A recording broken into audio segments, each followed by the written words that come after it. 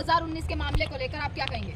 देखिए, मैं आपको बता दूं कि आने वाले वक्त में साल 2024 के अंदर प्रधानमंत्री का चुनाव होने वाला है। भारतीय जनता पार्टी बौखलाई पड़ी है और आज विपक्ष के सभी नेता को एकजुट होने की जरूरत है। आज आपने देखा होगा कि दिल्ली के मुख्यमंत्री अरविंद केजरीवाल का भी बयान सामने आया है राहुल गांधी को लेकर।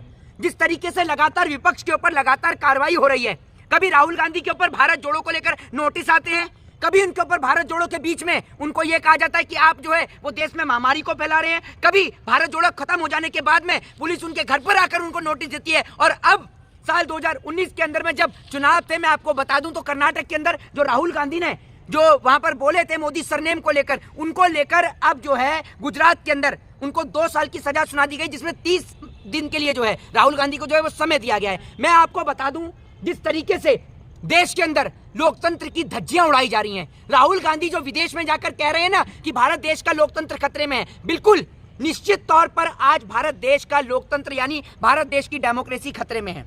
अच्छा, कुछ मीडिया है जो तमाम तरीके की हेडलाइंस चला रही है, जैसे अभी रिसेंट हेडलाइन चलाई गई है कि मोदी का अपमान सजा का फरमान। तो क्या मोदी जी का विरोध जो करेंगे या कोई शब्दों का जो इस्तेमाल किया राहुल गांधी ने, क्या वो सही था? देखिए, सबसे पहले तो मैं एक चीज राहुल गांधी को यह बताना चाहूंगा, एक सलाह देना चाहूंगा भारतीय राष्ट्रीय कांग्रेस को कि सबसे पहले सर्वप्रथम तो इनको भारतीय जनता पार्टी के नेताओं के खिलाफ तमाम लोगों को मुकदमा दर्ज कराना चाहिए जिन लोगों का नाम पप्पू है, और उसके बाद न्यायपालिका से गुहार लगानी चाहिए कि अगर राहुल गांधी की सदस्यता रद्द की जाए तो जिन लोगों ने राहुल गांधी को लेकर पप्पू को लेकर टारगेट किया था उन लोगों की भी सदस्यता रद्द की जानी चाहिए। इसमें बीजेपी के तमाम नेता शामिल हैं जिन्होंने पप्पू शब्द का प्रयोग किया था। मैं आपको बता दूं कि बिहार के अंदर विपक्ष के नेता हैं पप्पू यादव, सर्वप्रथम उनको भारतीय जनता पार्टी के नेताओं के खिलाफ केस दर्ज करना चाहिए डिफॉर्मेशन का 499 और 500 के तहत उनके खिलाफ मुकदमा दर्ज करना चाहिए, 499 और 500 के तहत मानहानि का मुकदमा दर्ज करना चाहिए। दूसरी सबसे बड़ी बात मैं आपको बता दूं कि आरजेडी के एक नेता हैं बिहार के, उनका नाम भी पप्पू राय है, उनको भी मुकदमा दर्ज करना चाहिए। और तीसरी सबसे बड़ी बात, जिस तरीके से सोनिया गांधी को लेकर नरेंद्र मोदी जी ने, आपने देखा होगा कि किस तरीके से उनको भी अपमानित करने का काम किया था और तमाम विपक्ष के नेताओं को भी अपमानित करने का काम लगातार किया था।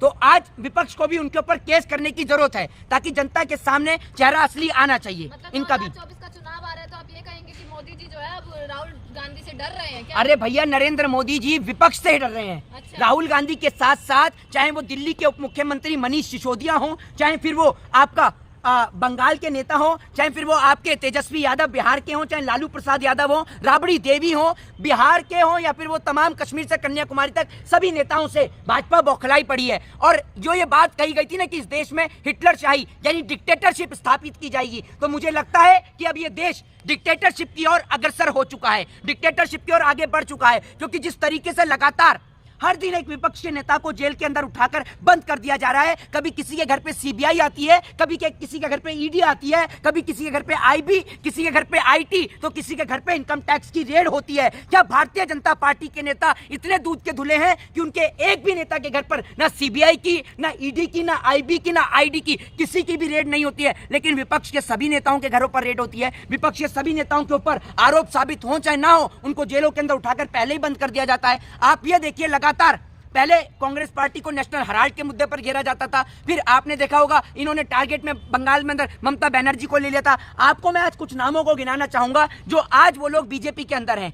इनके ऊपर पहले करप्शन के चार्जेस थे, लेकिन भाजपा के अंदर आए तो सारे करप्शन इनके ऊपर हट गए। मैं न्यायपालिका से, जुडिशरी से पूछना चाहूंगा। दूसरी बात ये, आपने बोला कि नरेंद्र मोदी जी के खिलाफ यानी मोदी सरनेम के खिलाफ जो है इन्होंने टिप्पणी करी थी और मोदी सरनेम के खिलाफ टिप्पणी करने पर इनको सजा सुनाई गई है। मैं आपको बता दूं, चीफ जस्टिस ऑफ इंडिया यानी सीजेआई चंद्रचूड़ जी ने जो कल कहा है, 3 जजों की जो कल बैठक बैठी गई थी जिसमें जजों की नियुक्ति को लेकर सीजेआई चंद्रचूड़ और उनके साथ 2 जजों ने यह कहा है कि जो जज हैं उनको नियुक्त मद्रास, जिनको हाईकोर्ट का जो जज नियुक्त किया जाना था, उनको जज नियुक्त इसलिए नहीं किया गया क्योंकि उन्होंने नरेंद्र मोदी जी के ऊपर आर्टिकल लिख दिया था।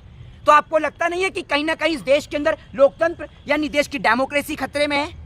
आप इस सवाल का जवाब दीजिए। लोकसभा में लगातार मांग कर रही है राहुल गांधी से माफी मंगवाने के लिए, जो विदेश में उनका जो बयान दिया गया था। भाई साहब, आप नरेंद्र मोदी जी के बयान उठाकर देखिए, विदेश में जा जाके भारत देश के लिए क्या क्या कह के आए हैं, आप उठाकर देखिए ना, और उसके बाद आप बताइए कि माफी मांगने की जरूरत राहुल गांधी को है या नरेंद्र मोदी को है।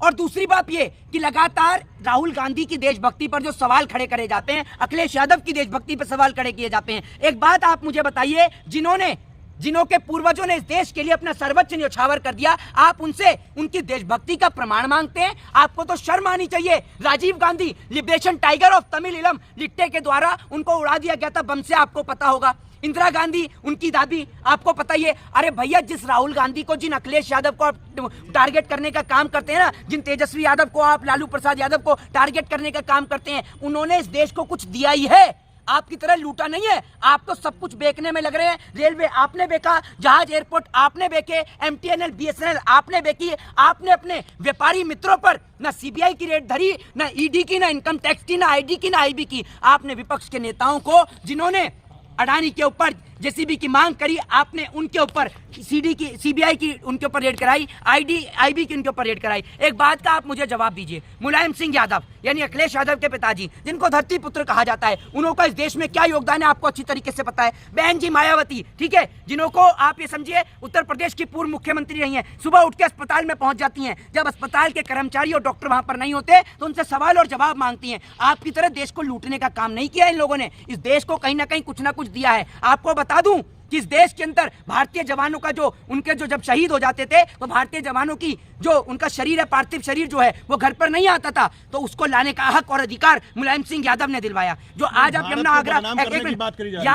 आगरा एक्सप्रेस में जो आप देखते हैं, ये मुलायम सिंह यादव ने बनाया। दूसरी बात ये कि जिस भारत को आप कहते हैं कि राहुल गांधी ने बदनाम किया है, उन्हीं के पिताजी ने, उनकी दादी ने इस देश के अंदर, और उन्हीं की पार्टी से प्रधानमंत्री लाल बहादुर शास्त्री ने लाहौर तक घुस के पाकिस्तान को जवाब दिया 1966 में, जब ताशकंद समझौता हुआ। और मैं आपको बता दूं कि उसी भारतीय राष्ट्रीय कांग्रेस के साथ में जो है, मैं आपको बता दूं कि उन्हीं के तहत जो है भारत देश का संविधान बाबा साहब भीमराव अंबेडकर ने बनाया। और आप जिस भारत देश के लिए कहते हैं कि बदनाम किया, उसी देश में बैंकों का राष्ट्रीयकरण करने का काम किया, इसरो बनाए, एम्स बनाए, बड़े बड़े अस्पताल बनाए, शिक्षक के केंद्र बनाए, बड़ी बड़ी यूनिवर्सिटी बनाई, बड़े बड़े विश्वविद्यालय बनाए। आपकी तरह नहीं, आपकी तरह नहीं। मोदी जी ने त्याग किया है, क्या किया देश के लिए त्याग, बताइए। घर छोड़ा है उन्होंने, देखिए। है, आप अपने पिताजी को बोलिए घर छोड़ देंगे, आपके पिताजी प्यार नहीं करते देश से। ये मूर्खता वाली बात ना अपने घर में जाकर करिएगा, बेवकूफी भरे सवाल, समझे। देश के लिए त्याग किया है। एक बात बताइए, घर छोड़ना देश के लिए त्याग होता है?